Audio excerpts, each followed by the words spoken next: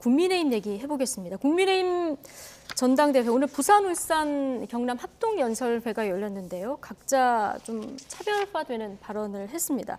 근데 오늘 가장 눈여겨볼 대목이 김기현 후보가 조경태 의원하고 김조 연대인가 이번에는 이걸 공식화했더라고요. 어떻게 보셨습니까? 저는 여기에 넘어가려고 네. 반박할 게 많은데 많이 참았습니다. 근데 그러셨습니까? 김조 연대라. 저는 뭐 그쪽 당원도 아니지만은 자꾸 어디 갈 때마다 김기현 의원은 이렇게 뭐 누구와 연대하겠다. 그렇게 이제 뭐 거의 주저앉혔던 나경원 의원도 여러 번 쫓아가가지고 결국 손도 잡고 네. 웃는 모습도 보여줬는데 본인의 경쟁력 진짜 없습니까? 하나도 없나요? 뭔가 좀 본인만의 장점을 좀 보였으면 좋겠어요. 그래서 부산에 갔다고 지금 조경태 의원이 저는 부산에 어느 정도 영향력이 있는 분인지 모르겠는데 이런 모습들이 제가 이 정도 생각될 정도면은 그 국민의힘의 정말 열성 당원분들 보면은 아니 저렇게 대통령실이나 친윤들이 똘똘 뭉쳐서 밀고 있다고 하는데 우리 당대표가 될 뿐인데 뭐 능력 없어? 비전 없어? 이런 걸 보지 지역마다 이렇게 연대한다, 누구하고 손잡겠다, 누구는 안 된다 이런 얘기들이 상당히 소구력은 별로 없을 것 같고요. 네. 나머지 분들 연설도 좀 봤는데 이제 뭐 안철수 의원은 부산 출신이니까 그 얘기 했을 것 같고. 예. 국민의힘에 뼈를 묻겠다 그랬습니다 오늘. 누가요? 안철수 의원이. 뭐 저는 크게 신뢰는 안 합니다. 네. 왜냐하면 여러 차례 말을 좀 바꾸셔가지고 신뢰는 안 합니다만 뭐 더 이상 갈 데는 없어 보이긴 합니다. 아무튼 이런 임팩트는 없었다. 이런 전당대회 예. 뭐 합동 연설회가 그렇게 봅니다. 그렇게 보셨군요. 근데 조경태 의원 같은 경우에 지난번 컷오프 전에 차라리 지명하라 이렇게 윤심을 비판한 발언도 했었는데 오늘 김기현 후보 연대를 했는데 배경 어떻게 보고 계십니까? 네, 지금 현재 전당대회에 굴러간 상황이 예. 아무래도 그 비판받을 점이 많이 있는 것은 사실입니다. 하지만 이 후보 입장에서 당연히 지금 부산에서 합동 연설을 하는데 그 지역의 유력한 후보와 뭐 연대를 하겠다라고 말하는 것 정도는 뭐 충분히 가능한 거라고 생각을 합니다. 그리고 조경태 의원도 뭐 경쟁할 때는 뭐 후보로서 경쟁을 하지만은 지금 이미 후보에서 탈락한 상태에서는 우리 당 전당대회가 잘 되길 바라면서 어떤 특정 자기가 지지하는 후보를 선택해서 지지할 수 있는 거는 뭐 당연한 권리고 지금 현재 우리 당 돌아가는 상황을 보니까 지금 이 전당대회에서 1차에서 50%를 넘기려는 김기현 후보하고 또 존재감을 최대한 부각시켜서 본인의 어떤 정치적인 활로를 모색하려는 뭐 이준석 계열 그 후보들 이 양 부류가 얼마나 득표할지가 지금 가장 관심사로 보이는 것 같습니다. 예. 자, 일단 김조연대는 공식화됐고요. 자, 안철수 의원하고 수도권 당 대표론을 띄운 분이 있죠. 윤상현 의원. 아직 뭐 누구를 지지한다 이런 입장을 안 밝혔는데 자, 윤상현 의원의 안철수 의원 지지 여부 어떻게 전망하십니까?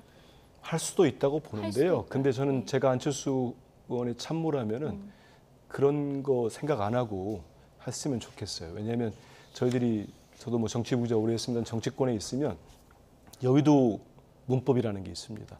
1 더하기 1은 2가 될 줄 알아요.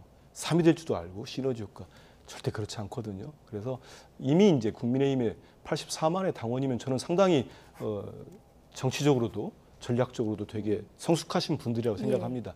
그러면 어디 가가지고 누구 손잡고 하는 거에 대해서 썩 그렇게 좋게 보지는 않을 것 같고요. 저는 조금 미안한 얘기입니다만 국민의힘 전당대회는 이런 것 같아요. 국민의힘 계신 분들은 흥행에 성공하고 있다고 하는데 저는 볼 때마다 좀 안타까운 게 우리가 이제 막장 드라마 볼 때도 욕하면서 보지 않습니까? 그래서 국민들에게 너무 많은 실망을 줬기 때문에 특히 이번 전대가 끝나도 저는 후유증이 클 거라고 봅니다. 그건 왜냐하면 정당 민주주의가 이렇게까지 훼손된 적이 없었어요. 현 대통령실과 대통령 의중에 따라서. 그래서 지금이라도 네 분 후보들이 당대표 후보뿐만 아니고 이제 최고위원 후보들도 좀 정책과 이런 얘기 좀 많이 좀 했으면 좋겠습니다. 결집표가 늘어날까 반감표가 늘어날까 자, 이 부분도 굉장히 관심인데요. 어떻게 전망하십니까? 네, 일단 단기적으로는 뭐 약간 반감을 살 수 있다고도 생각합니다. 하지만 정치라는 게 원래 많은 사람들과 투쟁도 하고 또 서로 헤쳐 모여도 하고 연대도 하고 이렇게 싸우면서 발전해 나가는 게 정치 아니겠습니까? 이런 과정이 어느 정도는 거쳐야 할 과정이라고 생각하고 무조건 처음부터 뭐든지 다 잘해서 비전으로만 승부 보고 서로 싸우지도 말고 그렇다면 이게 뭐 정치가 왜 있겠습니까? 무조건 협력이면 어느 정도는 이런 진통을 거쳐서 결국은 예. 훨씬 더 좋은 길로 가서 이게 우리가 얻는 표가 많을 거라고 생각을 합니다. 예. 자, 이번 전당대회 통해서 친이준석계 후보들이 약진하는 이런 특징도 좀 보였었죠. 친윤계 후보들의 견제도 그러다 보니 거세지고 있는데 오늘은 천하람 후보와 공방전을 벌였습니다. 듣고 오시겠습니다. 이번 전대에서 지금 공천 얘기를 누가 하냐. 천하람 후보뿐이에요. 대통령이 공천에 개입을 하는 걸 금지하자는 둥 아니면 공천 줄 세우기를 한다는 둥 이렇게 계속해서 공천 얘기를 하는데 본인들이 무슨 공천을 못 받을까 두려워하는 것 같기도 하고요. 그러니까 그 원래 겁먹은 개가 많이 짖는 법 아닙니까?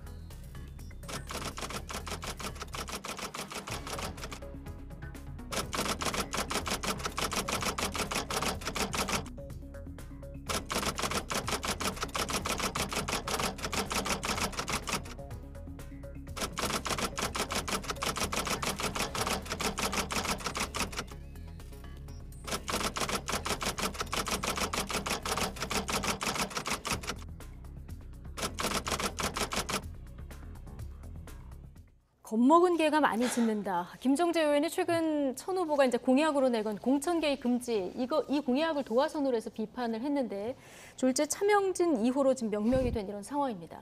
자, 어쨌든 여기서 우리가 봐야 될 것은 지금 친윤계 의원들 사이에서 천하람 후보 때리기도 시작이 된 겁니까? 어떻게 보십니까? 일단은 저는 천하람 후보가 갈수록 선전할 가능성이 높은 후보라고 봅니다.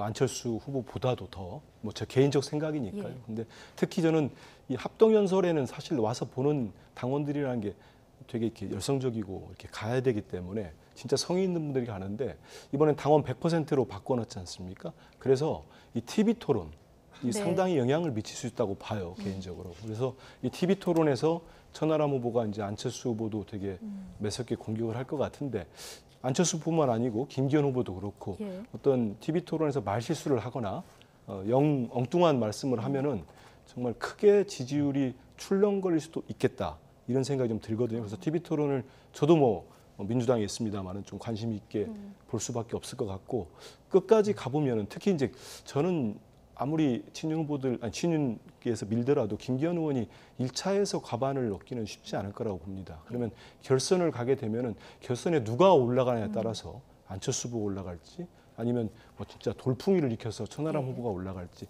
거기에 따라서 당권의 행배가 여당의 당권 행배가 많이 바뀔 예. 것 같고요. 딱 한 말씀만 더 드리면 예. 이 계획이 들으니까 이번 국민의힘 전대는 윤심 논란으로 시작해서 탄핵 논란까지 갔다가 결국 개 논란까지 왔어요. 그래서 이게 배가 사공이 많으면 산으로 간다잖아요. 예. 저는 이미 사막으로 간 것 같아요. 사막으로 간 것 같아요. 사막으로 간 것 같아요. 예. 척박한 사막. 그래서 정말 이건 민주당 대변인 아닙니다. 예. 국민의 한 사람으로서 너무 안타깝습니다. 척박한 사막까지 간 것 같다 이렇게 네. 얘기를 해주셨는데 오늘 유상범 의원도 이제 친윤계 의원으로 분류되죠. 이준석 전 대표를 이제 직격했는데 연탄가스 발언으로 직격했다가 이준석 대표가 바로 또 응수를 했어요. 지금 친윤계와 친이준석계 신경전이 다시 시작이 된 것 같은데 이 전당대회에 어느 정도 영향을 미칠 거라고 보십니까? 일단 이게 전당대회가 진행이 되면서 과열이 되다 보니까 일단 자기 입장에 너무 매몰이 되는 거죠. 그러다 보니까 국민의 눈높이에 맞지 않는 발언들을 하시고 서로 간에 마치 싸우는 상황이 되는데 우선 아까 김정재 의원 말씀하신 걸 보면은 그 무슨 취지에서 말씀하셨는지는 이해가 됩니다.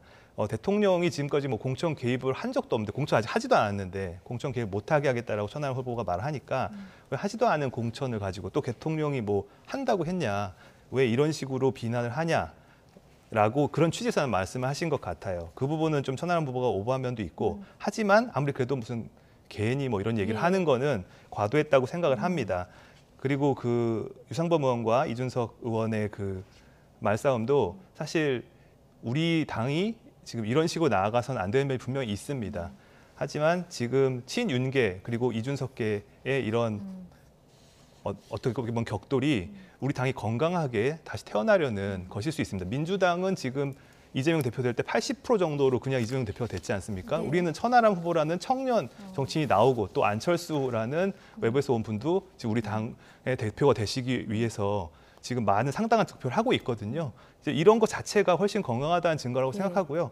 어느 한 명이 무조건 막 70, 80% 얻어서 되면 그게 오히려 더 이상한 거라고 생각을 합니다. 예. 네. 앞으로 TV 토론 변수라고 그러셨는데 한 5번 정도 남았죠? 네, 맞습니다. 예. TV 토론 5번, 그리고 남은 합동연설회에서는 정말 각 후보들이 가진 비전을 좀 예. 들을 수 있는 기회가 됐으면 좋겠다 그런 생각해 봅니다. 자, 홍종기 국민의힘 수원정 당협위원장 그리고 한민수 더불어민주당 대변인 오늘 두 분과 함께했습니다. 고맙습니다. 감사합니다. 감사합니다.